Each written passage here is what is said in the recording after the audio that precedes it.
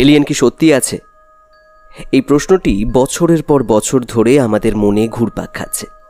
কিন্তু আজ যদি বলি আমি আপনাদের এমন একটি ছবি দেখাবো যা এলিয়েনদের নিয়ে আপনার চিন্তা ভাবনা পাল্টে দেবে, শুনেই অবাক লাগছে তাই না? এমনই এক ঘটনা ঘটেছিল ওসা নামের এক জায়গায়। দুজন ছেলে সেখানে অদ্ভুত চেহারার কিছু প্রাণী দেখেছিল।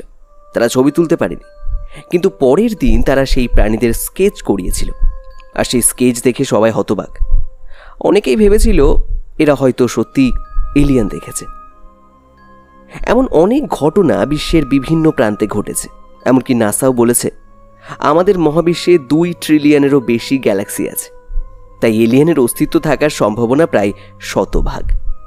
সম্প্রতি একটি গবেষণা এমন তথ্য দিয়েছে যা প্রায় নিশ্চিত করে এলিয়েনরা সত্যি আছে। তাহলে সেই গবেষণাটা কি? এলিয়েনরা কোথায় লুকিয়ে আছে, আমরা কবে তাদের সঙ্গে দেখা করতে পারব? আজ আমরা বিজ্ঞানের চোখে সেই সব প্রশ্নের উত্তর খুঁজব। 1977 সালে আমেরিকার একটি ল্যাবে এমন কিছু সিগন্যাল ধরা পড়ে যা বিজ্ঞানীদের চমকে দেয়। সেই সিগন্যাল এতটাই উন্নত ছিল যে পৃথিবী থেকে তৈরি হওয়া অসম্ভব। এর নাম দেওয়া হয় দ্য ওয়াও সিগন্যাল। অনেকে মনে করেন এটা এলিয়েনদের পাঠানো হতে পারে, তবে এখন এলিয়েনের কোনো প্রমাণ মেলেনি। এরপর 1980 সালে প্রকাশিত হয় দ্য রসওয়েল ইনসিডেন্ট নামে একটি বই। সেখানে বলা হয় একটি জায়গায় একটি বিমান ক্র্যাশ করে। ধ্বংস অবশেষ পরীক্ষা করে বিজ্ঞানীরা দেখেন এটা এমন উন্নত প্রযুক্তির যা পৃথিবীতে তখন ছিলই না। অনেকে বলেন এটা ছিল একটি ইউএফও, এলিয়েনদের যান। বইটিতে আরও দাবি করা হয় সেই ইউএফওর এলিয়েনদের আমেরিকার সরকার আটক করে রেখেছে, আর তাদের রাখা হয়েছে এরিয়া 51 নামে একটি গোপন জায়গায়। এই জায়গা নিয়ে মার্কিন সরকার কখনো খোলাখুলিভাবে কিছু বলে না। একজন বিজ্ঞানী দাবি করেন তিনি এরিয়া 51-এ কাজ করেছেন এবং সেখানে এলিয়েনদের নিয়ে গবেষণা চলছে। এমনকি তিনি বলেন সেখানে একটি এলিয়েনও রাখা আছে, আর তাদের প্রযুক্তি ব্যবহার করে নতুন আবিষ্কার হচ্ছে। তাহলে বিজ্ঞান এই বিষয়ে কি বলে? পৃথিবী সূর্যের থেকে না বেশি কাছে না বেশি দূরে। এই নিখুঁত অবস্থানের কারণেই পৃথিবীতে জীবনের জন্য উপযুক্ত পরিবেশ আছে। এই অঞ্চলকে বলা হয় গোল্ডিলক্স জোন। কিন্তু পৃথিবী কি একমাত্র গ্রহ যেখানে জীবন আছে?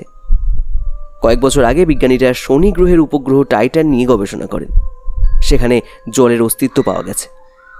বিজ্ঞানীদের মতে যেখানে জল আছে সেখানে জীবন থাকার সম্ভাবনা আছে, যদিও এখনও সেখানে জীবনের নিশ্চিত প্রমাণ মেলেনি। এরপর একজন ভারতীয় বিজ্ঞানী নাসায় কাজ করার সময় K28b নামে একটি গ্রহ আবিষ্কার করেন। সেখানে CO2, মিথেন আর ডিএমএস গ্যাস পাওয়া গেছে। এই ডিএমএস গ্যাস শুধু সামুদ্রিক জীবেরাই তৈরি করতে পারে, অর্থাৎ সেই গ্রহে জীবন থাকার সম্ভাবনা প্রবল। তবে আমরা এখনও পুরোপুরি নিশ্চিত নই। তাহলে প্রশ্ন হলো, এত উন্নত প্রযুক্তি থাকা সত্ত্বেও আমরা কেন এলিয়েনদের খুঁজে পাইনি? 1974 সালে আমরা রেডিও টেলিস্কোপ দিয়ে মহাকাশে সিগন্যাল পাঠিয়েছিলাম, কিন্তু কোনো জবাব আসেনি। এরপর নাসা ভয়েজার 1 এবং ভয়েজার 2 নামে 2টি স্পেস প্রোব পাঠায়। এগুলোতেও পৃথিবীর অবস্থান আর কিছু অডিও বার্তা ছিল, যেমন পাখির ডাক, প্রকৃতির শব্দ। কারণ এলিয়েনরা আমাদের ভাষা না বুঝলেও এই শব্দগুলো বুঝতে পারবে। তবুও আমরা এলিয়েনদের সঙ্গে যোগাযোগ করতে পারিনি। কেন? এর 2টি সম্ভাব্য কারণ হতে পারে। প্রথমত, আমাদের পাঠানো সিগন্যাল আলোর গতিতেও গন্তব্যে পৌঁছতে বিলিয়ন বছর লাগবে। দ্বিতীয়ত, এর মধ্যে হয়তো মানব সভ্যতা ধ্বংস হয়ে যাবে।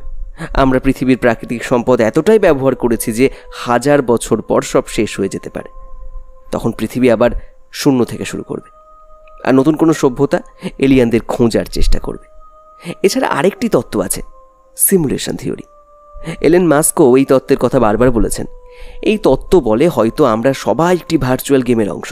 কোনো উন্নত সভ্যতা এই গেম তৈরি করেছে। যেমন একসময় আমাদের গেমগুলো খুব সাধারণ ছিল, এখন সেগুলো এত উন্নত যে বাস্তব আর ভার্চুয়ালের পার্থক্য বোঝা কঠিন। হয়তো ভবিষ্যতে এমন গেম তৈরি হবে যেখানে বাস্তব আর ভার্চুয়ালের কোনো তফাৎ থাকবে না। হয়তো আমরা এখন সেই গেমের চরিত্র। ধর্মের দৃষ্টিকোণ থেকে একটি ঈশ্বর বা আল্লাহ, আর বিজ্ঞানের দৃষ্টিকোণ থেকে একজন গেম ডেভেলপার।